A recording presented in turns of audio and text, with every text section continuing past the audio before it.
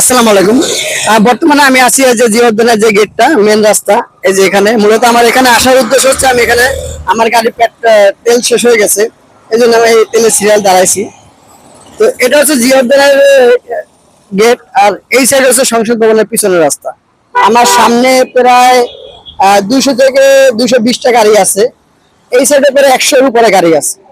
তো মূলত আমি এরকম ভোগান্তিতে এর আগে কখনো পড়া হয় নাই, এই জন্য আমি ভাবলাম যে এটা ভিডিও করে আপনাদের সাথে শেয়ার করি যে আমাদের দেশে বর্তমানে অকটেন পেট্রোল ডিজেল নেওয়ার জন্য ঘন্টার পর ঘন্টা দাঁড়িয়ে থাকতো, যেখানে 2, 4, 5, 10 ঘন্টা তারা অকটেন নিতে পারতেছে। এখানে একজনের অভিযোগ হচ্ছে যে আমি গতকালকে 14 ঘন্টা সিরিয়ালে দাঁড়িয়ে তারপরে আমি অকটেন পেট্রোল পাম্পের সামনে যখন গেছি তখনই আমার অকটেন শেষ হয়ে যায়, মানে আমার পেট্রোল পাম্পের অকটেন শেষ হয়ে যায়।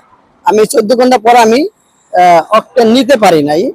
তো আমি এই বিষয়ে কয়েকজনের সাথে কথা বলছি। এখন বিষয়টা আপনাদের সাথে শেয়ার করলাম। যদি আপনাদের আমি বর্তমানে যে পাম্পে আছি সেই পাম্পের নাম হচ্ছে তালুকদার পেট্রোল পাম্প। এই তালুকদার পেট্রোল পাম্পে এই জিওদ্দানের গেট এইখান থেকে সিরিয়াল দিয়ে আমাদের যেতে হবে।